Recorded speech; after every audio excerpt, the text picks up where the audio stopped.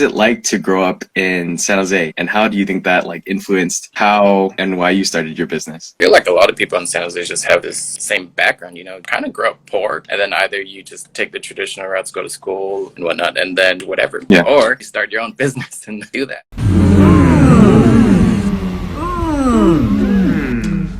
This is Adrian, business owner in the morning, stock trader, and poker extraordinaire by night. Adrian, tell us a little bit more about yourself. I'm a caterer. I do client liaison shit, and I event plan. When I'm not doing that, all I'm doing is traveling and eating. So You do travel a lot. Every time I try to catch you, I'm like, "Oh, you're home this week? Good. Let me go bring you some fish." And then like 2 days later, I'm like, "Wait, you're in Montana? When did you even go?" all right, I still haven't gotten fish from you, right? No, we still have it here, but if you leave it any longer, we'll probably eat it before you get to it. It's so good. I like it a lot. The way that the meat flakes, and they're just so big. I didn't expect them to be so big when I went out on that charter. Have you tried steaming it, putting like ginger and onions in that? Not ginger and onions. We've steamed it. We fried it. I think we're gonna try something else with it tomorrow, but I'm not entirely sure yet. So you're just in Montana just because? Vacation, man. After those 2 festivals, I'm pretty tired. So What is Montana known for other than, was it, you said dry aged beefs? yeah, I think the 2 major commodities are just cows. Just cows. Cool. Okay. And whenever I pass up Montana, I'll make sure to check out their cows. I know the trip that I plan to go on next year, be driving through a bunch of states like Arizona, Texas. Elaine's in the back. Have you seen? Hi. God. We were planning the trip, and so she remembers all the states. We don't know if we want to go north to go to Ohio because there's a Pawpaw Festival, or we want to go south and hit up Louisiana and then go back that route yet. You gotta go to the festival, man. The festival? Yeah, try how all the locals eat the pawpaws, right? They said when I was checking out the website, they're like, "Oh, there's Pawpaw ice cream. They make drinks out of it. They even make like savory dishes out of it." So I kind of want to try it out. Yeah, knowing you, you're probably gonna eat a lot of that ice cream. So Hey, I love my ice cream, man. I'll let you know. Maybe I'll bring you back a Pawpaw if it'll last that long. I don't think I've ever asked you this question as much. How was it like to grow up in San Jose, and how do you think that like influenced how and why you started your business? I feel like a lot of people in San Jose just have this same background, kind of grow up poor, and then either you just take the traditional routes, go to school and whatnot, and then whatever. Yeah. Or you start your own business and do that. But, I don't really look at it in any certain way. It's just, it is what it is. It's hard for me at least, to have an actual opinion on that. I can't tell if I'm just more grown up now, but when I was younger, I didn't feel like everyone was such like a foodie. Like everyone's so into food these days, and especially everyone from San Jose, it seems. I can see that. Hey, we got Thomas with us. It's been a while. I wanted to ask, have you ever had any mentors that helped you with starting your business and getting to where you are right now? Yeah. My first mentor was Ed Suhu, which was, I forget his role, but he was some kind of VP of Unisys. But that mentorship was back in high school, and he helped me pretty much form a mentality where it's kind of like just never give up on anything that you actually want to do. Growing up, that was really important for me, at least. No, I think that's a lesson that I'm still having a hard time learning. It's like I've been trying to just start things, but I can't ever choose one thing to stick with. And it's so easy to just give up and start on the next one, right? Makes It's just sense. like, at what point will I choose one thing and kind of throw all my effort on it and never give up? It seems so difficult. I think you kind of just gotta say fuck it, and then just do it. Do you ever find yourself either bored, or when you're looking at something else that's shiny and you're like, man, that other shiny thing, it just looks so much better than what I'm working on right here. Like I'm so either not involved here, or it's so much more interesting over there. How do you overcome that? I kind of just look at it as like, I want to do that too, in addition to what I'm already doing. So Yeah. It's not a this or that, it's everything, it's kind of like all or nothing. Yeah, I feel like you still do a lot of stuff too, but your main stuff is the catering business. How's the Learn to Dance online thing going? Been put on pause for now, since my partner in North Carolina, actually, she just opened up a storefront for her massage shop, and she's been building that thing from the ground up, dude. She does every single thing. It's fucking insane, dude.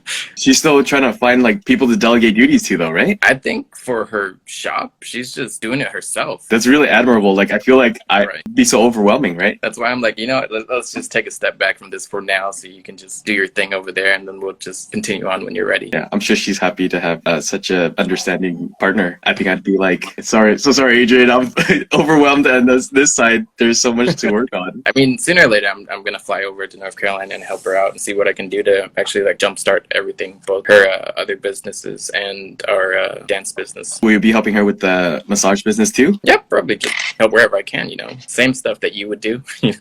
Just insert yourself and be like, hey, I can do this for you if you want. Yeah, I know you're pretty thoughtful with like how you go about your business. Where would you say your like superpower is that allows you to jump in and help? Probably just the fact that I'm so used to being stressed the fuck out. Being in the restaurant industry, it's pretty much just fast paced bullshit all the time. You just gotta find a way to get it done, right? You're like, okay, we know that this is the end goal, and we don't know what the steps it takes to get there, but as long as we start and we figure it out as we go and don't give up, we'll get there. Exactly. You don't really need a full plan. You just gotta have the willpower and patience to just do it. I need to hang around you more and see you do that. But you could have went to Bottle Rock or was second guy. You could have seen that. Are you gonna hire me on? I'm gonna be one of your sous chefs back there. I'm gonna throw you into the fire, dude. Yeah, you already know I can't cook, so I don't know how much I can help you. Everything's gonna come out hella salty or peppery or something. I mean, Jason was there on Saturday for Second Sky, and that first day was freaking crazy, dude. I don't know if he told you at all, but it was just order after order after order after order. And we pretty much ended up selling out maybe like 5 p.m., which is 5 hours before the festival ends, and we had to do a restock midday. Were you able to get that restock going? Yeah, and then we sold that out too. How do you anticipate the needs of an event? Like, I would imagine if you bring too much food, then it's like, well, we're going to take a loss potentially if we don't sell everything. If you don't bring enough, I'm pretty sure you anticipated at least a certain amount, and that was met and then some. So what I usually do is I ask the coordinator like how many people they expect in attendance, and then I take the amount of savory food vendors that are going to be serving, divide that up, and then do 30% of that. Pretty sure there's a better way to do that. It's just my experience in my specific business. You know, like how interested people are in the type of food you have, and you've been to a lot of other events too, right? With that in mind, usually when you bring 30% and in anticipation, do you end up selling out at a lot of the events? Yeah, we do. I mean, I'm totally comfortable with that because then I get to enjoy like 1 or 2 hours off for the festivals and that kind of stuff. Yeah, I remember you saying like you'll set up the table and you'll be there, and as people come by, you're like, sorry, we're out, but if you want to try some of the stuff, here's our webpage, here's our phone number. If you want to call us up to Caterer, we're there. And like, you're still there. You're not leaving early. You're there making sure they know your name and everything. I hope to be as tenacious as you one of these days. I mean, I'm sure you already are, man. I don't know. I really admire everything that you are and where you've taken your life. I don't think we've known each other in the business sense for a while. We used to play poker a lot together, but just seeing you grow and what you're doing these days, it's pretty crazy. I like it. Appreciate that. I mean, I still want to be more like you, but what about me do you want to be more like? I feel like on my end, I think the many parts that we've been together, like camping trips and stuff like that. But so what do you see from your side? I'm always interested in seeing, like, I'm just doing my thing over here and I'm not sure what other people see. I mean, for me, what I would like to absorb from you is just that pure curiosity and then that ability to actually dive deep into every subject and learn everything from the inside out. I see that with you for pretty much every single subject you get into. There's definitely things that I start and I'm just like, yeah, I don't think I want to spend my time with this. Like the microgreen stuff I was telling you a couple months back, I'm just like, this is a lot of time. I can't like dedicate it, right? But like, yeah, I guess I could kind of see that. So I'm glad you point that out. Just like cryptos and stocks and stuff like that. And it's just like, okay, I'm reading these news. Let me see what connections I can make and what plays I can get out of them, right? I think that would be like one of my ideal, if I could get really good at like day trading stocks, like if I could become a Marvin, oh dude, that would be so great. Damn, that guy, man. Dude! Everyone money. I haven't talked to him lately. How's he been? Pretty good. We're actually planning a trip to either Rome or Dubai for his birthday in November. Okay. Wow, that's soon. That's in like 2 months. Yeah, his birthday is in October, but schedule's all booked up until November. So wait, is this the thing you guys were talking about on the poker chat or the stock trading chat where you're gonna fly Emirates and you're gonna get like first class or something like that? Yeah, I think so. Oh, fancy. I'm like, the normal flight is like $400 and you want to spend like 400% more for that. I'm like, fine, whatever, fuck you. I hear they're really nice. Like they call them suites or like apartments or something like that because you have your own hallway, you have your own bathroom and showers and everything like that, right? I've never been. Okay, I'm gonna ask you guys all about that after asking you in December. Elaine and we went out yesterday to look for chicken of the woods. We couldn't find any, but I found this new tool that's really useful. It's called iNaturalist. And what you can do is, as people find sightings of their mushrooms, and if they put it on the app or it's a website as well, you can see their pictures and you can see the locations. So we found like park near us that's supposed to have like a lot of chicken in the woods around this time. They also have a graph for each of the months, and they tell you, okay, this month is when they should have it. So it's September, October, November for chicken in the woods. We went for a hike for like 4 or 5 miles. We couldn't find any, but we might go out again tomorrow. They're actually pretty good. They are. I like the texture. It really resembles chicken. The taste is still a little bit mushroomy to me, very earthy. I just want another King Trumpet, man. Your mushroom walk person on Instagram posting a lot. I feel like he would probably know where to find that King Trumpets. Probably. You know, he just did conference about mushrooms. I don't know if you tuned into that or not. I just saw a couple posts. Did you tune in? A little bit, and then I have to go to work. Was it more of like mushrooms, like psychedelics as medicinal, or yeah, I feel like that's going to be coming big soon. Like there's a lot of stocks and companies that are dedicating their time to psychedelics these days and psilocybin in general. And I feel like there has already been some research showing that it's really good for like mental health, just to allow you to kind of get outside of your own mind. Kind of, I guess it brings out your subconscious more. That makes sense. Are we going into that category, Adrian? Am I allowed to ask? Sure. I don't really know what that category is, but go for it. Tell me your experiences with psilocybin and how you feel when you're on those trips. Honestly, it's just really calming for the most part. Yeah. And then get to the part where you just realize a lot of things that you need to work on, which I believe that's called like shadow work. I am, but I feel like we were on like a really low dose. Our witch doctor also told us, this is a really small dose to start. But I think it was a really interesting experience. Yeah. Definitely helped me think out a lot of the problems that I had then. I really feel like it's a kind of a cheat code in life. I mean, it was definitely helpful. I think at that time I was like dealing a lot with like accepting both versions of myself, and just taking that walk in the woods with you and our witch doctor or whatnot was really eye-opening, and it pretty much gave me the confidence to do anything, just feel that way and face whatever I needed to face. What were the two identities you were having a problem with? I believe it's my past self, and then the person that I want to become comes from pretty much two complete opposite spectrums, and I kind of have to learn to accept that there's going to be times where they meld, and that's okay as well. I feel like we have this like perfect image of like, oh, this is what the future should be, right? But that future is only what you can see of others in that position so far, and it's not yet integrated with who you are yet. A lot of it is just acceptance. Every step of every version of Adrian, it's just accepting all parts of him. I feel like my memory doesn't serve me very well. For like past versions of Murray, I'm just like,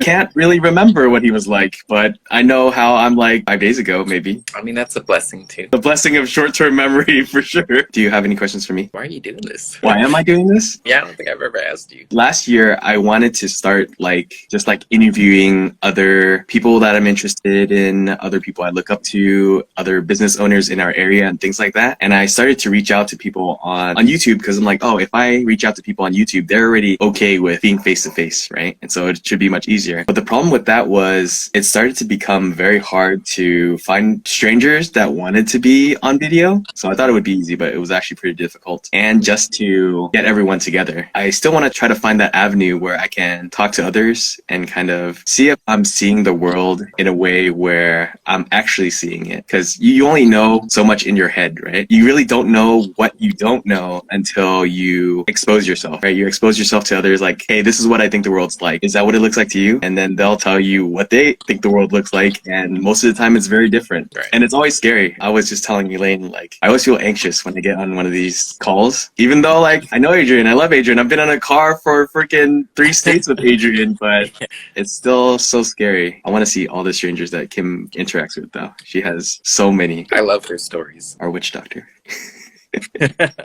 On that path too, Adrian, just like the adventures that you go on and everyone that you meet too. I can definitely see that happening sooner or later. Yeah. I mean, that's what I aimed at when I first saw Kimini's post about Japan. I really want to do that.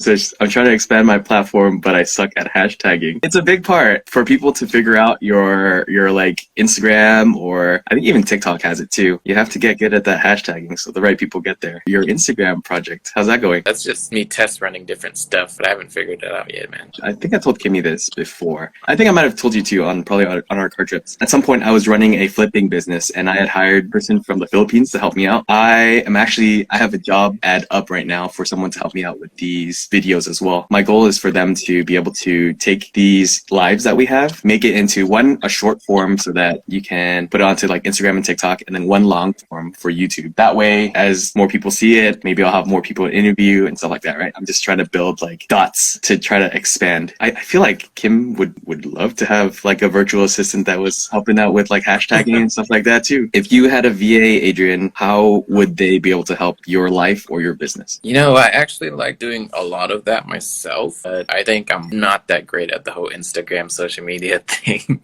I'm still learning a lot, but they'd probably get stuck on doing that for me. I can see you put in a lot of effort, man. Like even when we were at the lake and we couldn't find any freaking data. Yeah, I was surprised. Like one post got me like 60 followers. I'm like, what the hell? I'm just testing this out right now. I don't know what's going on. I want to say TikTok. I think Instagram's time is still now, but TikTok is gonna take over. And if they're not already taking over, have you been on TikTok yet? No, not really. It'll show you like it's very short form. It's even shorter than Instagram. Like I know you can go on like your feed on Instagram and just keep scrolling forever, right? Yeah. But TikTok is just all videos, no pictures. I think that's what gives them the advantage because each video is like 15 seconds to a minute. If they see that your attention isn't on a certain video, they kind of push that aside, right? And the AI that they have back there just sees so well what you're into and just shows you everything that you want to see. Like sometimes I'm stuck on there for like 3 or 4 hours at a time. It's freaking crazy, dude. Damn. So Yeah. it's just something's watching you as you're watching it, huh? I mean, that's how it works like on Instagram too, but it seems like it's a lot better on TikTok. I know some people are kind of afraid like bots are gonna watch me and like make my life kind of weird, but I feel like it's a big help, especially with so much content these days, so much data, so much news, right? And if you had something that could filter all the noise and give you exactly what you need, what it thinks you need, I think that that's gonna be really helpful. One of your friends was wondering what your plans were to do with your new truck. I don't like being stuck in one place. As you can tell, city every damn week when I'm not working. But honestly, I just wanted it just the prep work and accessibility for my catering service would be much more efficient. I was thinking about renting out the truck as well. So How what platform would you rent it out on? I already have a lot of connections in the food industry, so I do know a lot of pop-up vendors that aren't capable of, I guess, buying their own truck yet, and I would probably just rent it out for like $100 a week or something like that. That doesn't sound too bad, man. Let's say you have a lot of, like you said, you have a lot of people in the industry that would be interested in borrowing your truck, but like, how would it be easy for you to like pass on the keys to them, or how would it be easy for you to keep track who has a truck right now? I mean, there is only one truck. Whenever just dealing with anything like that, I have to just sign a contract. Pretty easy. I don't really see any issues with it. And plus, at like $100 a week, I want to help people out at that point. Kim's asking, Yeah. will it ever be a camper van? Hell yeah. We're going to take it down to Oregon and see Dennis. The food truck, we'll just bring the food truck instead. Let me know, dude. I want to go too. We're already cooking up like gourmet meals while we're camping, so might as well. Have you tried making that bread that Dennis's wife gave you the recipe for? She did not give me the recipe yet, and even if I did try, it would not be as good as hers. I'm horrible at baking. So It was so good, dude. I miss it already. It's 9 o'clock. It was a great time with you, Adrian. I appreciate you being here. thank you for having me, man. Oh, anytime. Have a good flight back. Let me know when you're back in town and I can bring you over that fish. I'll be there probably next week, so Okay, cool. Send me a text. Okay, Cool. see you, dude. latest. Bye. Bye.